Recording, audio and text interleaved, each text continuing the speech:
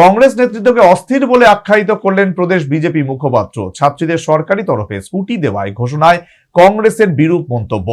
বিভিন্ন কেলেঙ্কারি সহ জোট জমানায় নেতা মন্ত্রীদের সরকারি অর্থে প্রমোদ ভ্রমণের অভিযুক্ত করলেন নবেন্দু ভট্টাচার্য। রাজ্যে বর্তমানে শাসক বিরোধী রাজনৈতিক দলগুলোর রাজনৈতিক কর্মকাণ্ড জোরদার চলছে। এই অবস্থায় গত কিছুদিন আগে ওরিয়েন্ট চৌমুহনীতে অনুষ্ঠিত হয়েছে সিপিএম এর সমাবেশ এবং গত রবিবার বিবেকানন্দ ময়দানে অনুষ্ঠিত হয়েছে বর্তমান সরকারের দ্বিতীয় বর্ষপূর্তি উপলক্ষে সমাবেশ। পাশাপাশি মঙ্গলবার ওরিয়েন্ট চৌমুহনীতে অনুষ্ঠিত হয় কংগ্রেসের সমাবেশ। এর আগে বিবেকানন্দ ময়দানে বিজেপির সমাবেশে উপস্থিত ছিলেন দলীয় সর্বভারতীয় সভাপতি জেপি নাড্ডা। সমাবেশে নিজ বক্তব্যে রাজ্যের জন্য দুটি প্রকল্প ঘোষণা করেছেন কেন্দ্রীয় স্বাস্থ্যমন্ত্রী জেপি নাড্ডা। এর মধ্যে উচ্চ মাধ্যমিক পরীক্ষার্থী মেয়েদের জন্য সরকারি অর্থে স্কুটি দেওয়া হবে বলে ঘোষণা দেন তিনি।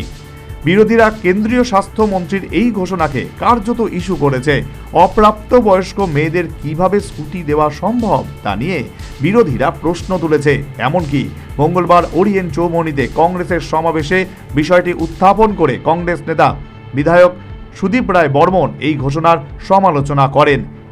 এবারের পাল্টা জবাব দিল ত্রিপুরা প্রদেশ বিজেপি। এই ব্যাপারে সাংবাদিক সম্মেলনে কংগ্রেস নেতৃত্বকে অস্থির বলে আখ্যায়িত করলেন প্রদেশ বিজেপি মুখপাত্র নবেন্দু ভট্টাচার্য। ধৈর্য ধরে শোনার ক্ষমতাটাও নেই। আমাদের সরকার ঘোষণা করেছে বোর্ডের পরীক্ষায় 10+2 মানে উচ্চ মাধ্যমিক পরীক্ষায় প্রথম 140 জন মেয়েকে ছাত্রী তাদেরকে স্কুটি দেওয়া হবে। উচ্চ মাধ্যমিক পাশ করার পর যারা উচ্চশিক্ষার জন্য যাবে, কলেজে যাবে, তাদের সহায়তার জন্য তারা বলছেন মাধ্যমিক।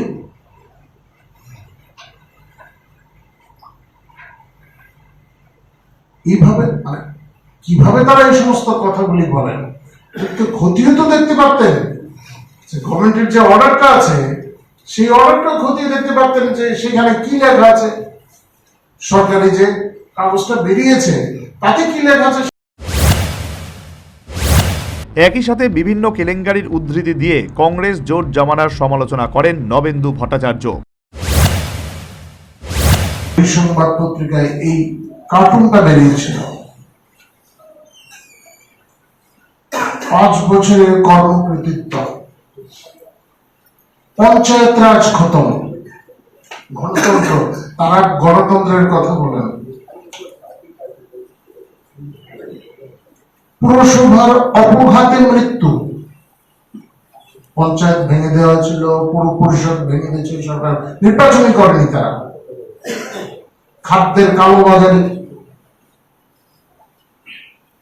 ছাত্রদের পাঠ্যপুস্তক কেলেঙ্কারি, পুলিশ ছাত্র আন্দোলন হয়েছিল,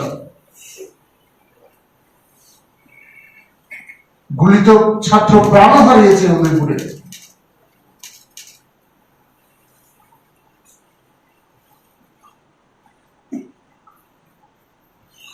সেতু, রাস্তাঘাট ভগ্ন লেখা আছে এখানে।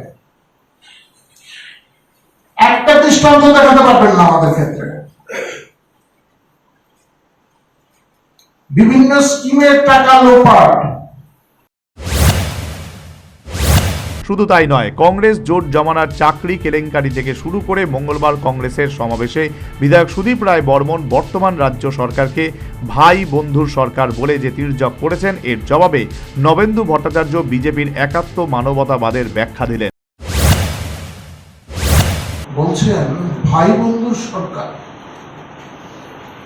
ঠিক।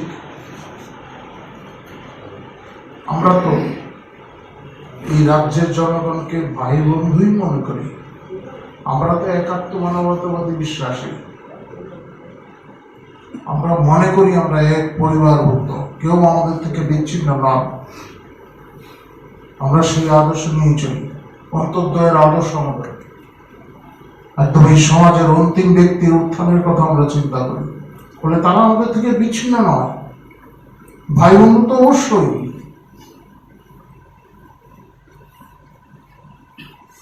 স্লোগান দেওয়া হতো, আজকে যারা মিত্র শক্তি তারা স্লোগান দিতেন বাপুতের সরকার।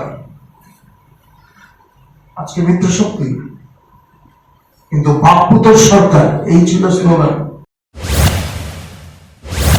শুধু তাই নয়, এদিনের কংগ্রেসের সমাবেশে বিজেপি পরিচালিত রাজ্য সরকারকে কালিমা লিপ্ত করার চেষ্টা করা হয়েছে বলেও নবেন্দু ভট্টাচার্য জানিয়েছেন। সর্বোপরি জোট জমানার ভয়ঙ্কর পরিস্থিতির কথা আজও রাজ্যবাসী ভুলতে পারেনি বলে নবেন্দু ভট্টাচার্য সাংবাদিকদের জানিয়েছেন। উপরন্তু তিনি বর্তমান রাজ্য সরকারের জনমুখী বিভিন্ন উন্নয়নমূলক কাজকর্মের পরিসংখ্যান সাংবাদিকদের সামনে তুলে ধরেছেন। শুধু তাই নয়, কংগ্রেস বর্তমানে সিপিএমের অগ্রণী সৈনিক হিসেবে কাজ করছেন বলেও তিনি তীর্যক করেছেন। Bureau report, news vanguard.